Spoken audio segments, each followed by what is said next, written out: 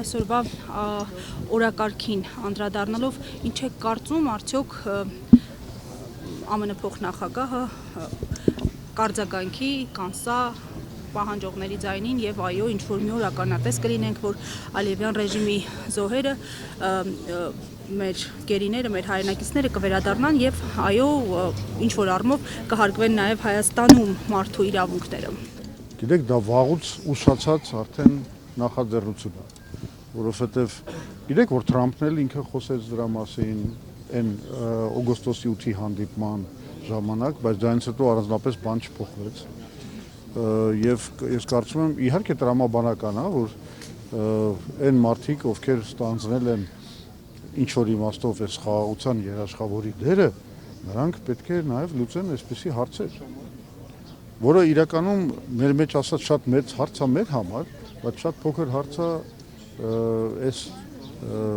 աշխարհաքաղաքական, այս մեծ խնդրի մեջ ներգրաված ուժերի համար։ Եվ անգամ կարելի է զարմանալ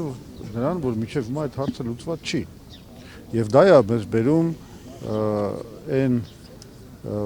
գիտեք զարմանքի կամ կասկածների խաղաղության մասին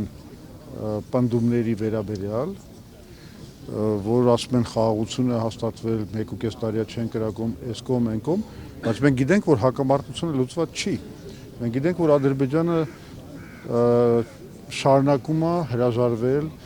իր ստորագրությունը այդ խաղաղության պայմանագրի տակ դնելու քայլից։ Ադրբեջանը շարունակում է պահանջել 300,000 ադրբեջանցիների վերադարձ դեպի Հայաստան։ Ադրբեջանը շարունակում է պահանջել անկլավների վերադարձը, որոնք նստած են մեր ստրատեգիական ճանապարհների վրա։ Ադրբեջանը շարունակում է հակահայկական հիստերիան։ Ընդհանրապես պետություն է կառուցված, որի հիմքում դրված է որպես ասենց ասեմ, այդ պետությունը կառուցող փիլիսոփայություն դրված է հակահայկականությունը։ Ու դա շարունակվում է դասավանդման մեջ, ռոպագանդայի մեջ եւ այլն եւ այլն։ Հիմա սա խաղաղություն է։ Ստացվում է, որ մի կողմը ամեն րոպե խոսում է խաղաղության օրակարգի սպասարկման մասին, այդ մի քիչ էլ զավեշտալի ձևակերպում են գտել, իսկ մյուս կողմը շարունակում է հակառակորդին հարիր ճնշումները Հայաստանի վրա, նաև մեր ներքաղաքական կյանքի վրա, եթե մենք խոսենք այդ պահանջի մասին, որ իրանք պահանջում են սահմանադրական փոփոխություններ անել Հայաստանում։ Ասում են իրենց պահանջին մենք չենք նայում, Արդարադատության նախարարը վերահաստատեց վերջին Ասուլիսուն Գալյանը, որ ամենևին իրենց պահանջով չի եւ վաղուց էին մտադրված փոփոխել, բարեփոխել։ Այդ դեպքում թող բարի լինեն իշխանությունները բացատրեն, թե ինչի են փոխում սահմանադրությունը։ Նրանք ստեղծեցին բազմաթիվ սահմանադրական հանձնաժողովներ, խմբեր, փորձագիտական ինչ-որ ժողովներ եւ այլն, բայց մինչեւ հիմա չեն ասում, որ ինչ են ուզում փոխեն այդ սահմանադրությունը։ Իրականությունը հետեւյալն է։ Իրանք չունեն որևէ պատկերացում, թե ինչ են ուզում փոխեն այդ սահմանադրության մեջ։ Իրանց միակ նպատակը Ադրբեջանի պահանջի կատարումն է։ Հենց դրանով է պայմանավորված այս բանը ուղղակի բացակայությունը որևէ գաղափարի, թե ինչու են ուզում փոխեն սահմանադրությունը։ Օրինակ մենք ասում ենք ինչու է պետք փոխել սահմանադրությունը։ Եվ մեր ընտրական գլխավոր պահանջներից եւ առաջարկներից մեկն է, որ պետք է վերադառնալ կիսանախագահական համակարգին, նորից ունենալ նախագահ, կառավարություն առանձին, որովհետև դա ինքնին օրինակ կնպաստի հակակշիռների եւ զսպանակների համակարգի ձևավորմանը,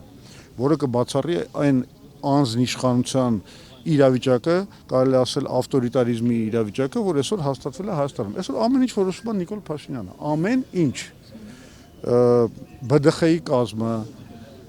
հանրային ռադիոյի կամ հեռուստատեսության կազմը, որևէ մարմին, որևէ դատավոր, որևէ քննիչ, բոլորը գտնվում են Նիկոլ Փաշինյանի վերահսկողության ներքո։ Այս իրավիճակը բնականաբար եւ դրա համար առաջարկում ենք սահմանադրության փոփոխություն։ Մենք նաեւ այդ փոփոխությունների մեջ պիտի ներառենք այն բանը, որ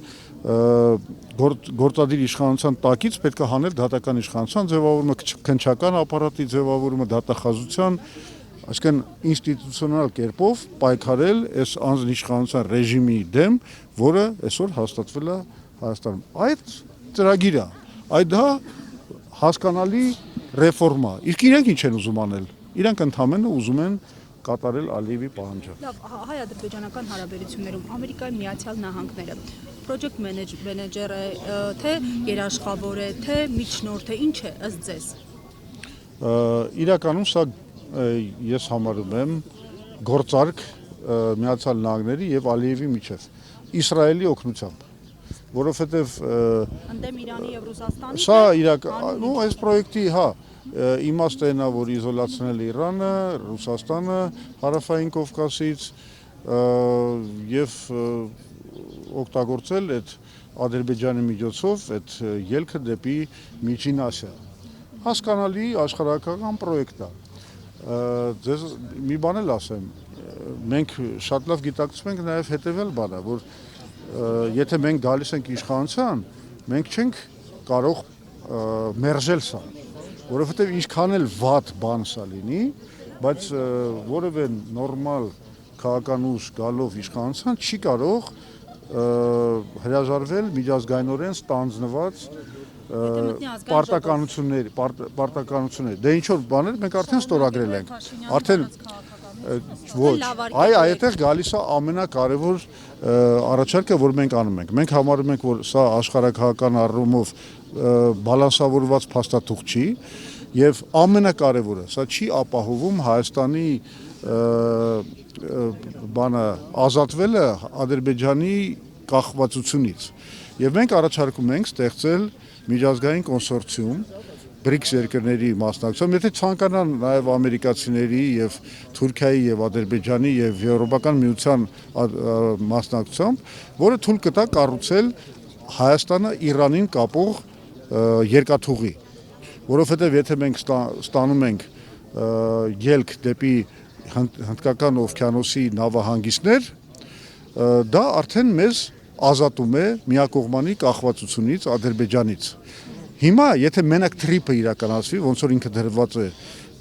բանի վրա, սեղանի վրա, դա բերելու է նրան, որ մեր բոլոր ստրատեգիական կոմունիկացիաները անցնելու են կամ Ադրբեջանով կամ Թուրքիայով, այսինքն մենք լինելու ենք կախված նրանցից։ Ադրբեջանը մեզնից կախված չի լինելու, որտեղ ինքը ունենալու է մեղրիով անխոչնդոտ հատուկ հաղորդակցման կարգավիճակ։ Այսինքն սա միակողմանիորեն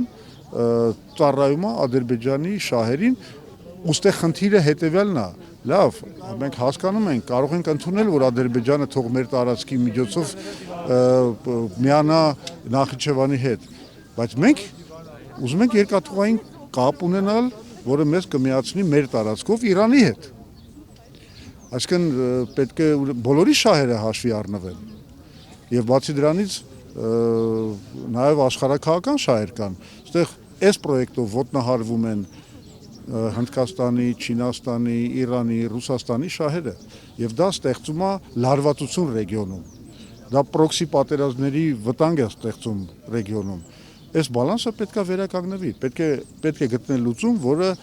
ներդաշնակի աշխարհակահական խաղացողների շահերը եւ միևնույն ժամանակ մեր ինքնիշխանությունը մենք ծառայեցնենք նրան, որ Հայաստանը ունենա իր շահերի սպասարկումը։ Պատկերացնում եք, այդ երկաթուղին կառուցվի, դա կլինի նաեւ տրանզիտային ուղի Սև ծովի եւ Պարսից ծոցի միջև, որից մենք մեծապես կօգտվենք։ Եվ ի վերջո Հայաստանը կդառնա կապակցված երկիր։ Մենք այսօր մեղրից երկաթուղային կապ Հայաստանի տարածքով դեպի Երևան չունենք։ Եվ դա լոգիստիկ խնդիրներ է ստեղծում, դա անվտանգության խնդիրներ է ստեղծում, որտեղ կտրված է Սյունիքը բանից Հայաստանից։ Այսինքն մենք բազմաթիվ խնդիրներ ենք լուծում, եթե կարողանում ենք օգտագործել մեր ինքնիշխանությունը, ու սա շատ կարևոր հարց է։ Այդ փաստաթղթում, որ ստորագրել են հունվարի 14-ին, 15 անգամ օգտագործվում է ինքնիշխանություն բառը, Հայաստանի ինքնիշխանության բառը, բայց մի կարգավորմամբ ամեն ինքնիշխանությունը ոչնչացվում է։ Երբ որ որոշվում է, որ այդ տարածքում, այդ միջանցքի տարածքում միայն թրիփը իրավունք կունենա, բացառիկ իրավունք կունենա կառուցելու, չգիտեմ, ինչ որ բան պլանավորելու, եւ այլն եւ այլն։ Այս հարցերը պետք է լուծել։ Մենք չենք կարող այսպեսի թերի խաղաղության պլանի մեջ մտնել։ Իսկ հարցերը ինչպես են պետք լուծել։ Ինչ Բանակցություններով նախ պետք է ստեղծել առաջին քայլերից մեր լինելու է, երբ որ մենք գանք իշխանության, լինելու է միջազգային կոնսորցիումի ստեղծումը։ Մենք պետք է բանակցենք շատ կարևոր խաղացողների հետ, Ռուսաստանի, Չինաստանի, Հնդկաստանի, Իրանի հետ այդ կոնսորցիումի ստեղծման մասին։ Նորից եմ ասում, նաև հրավիրելով, եթե ցանկանում են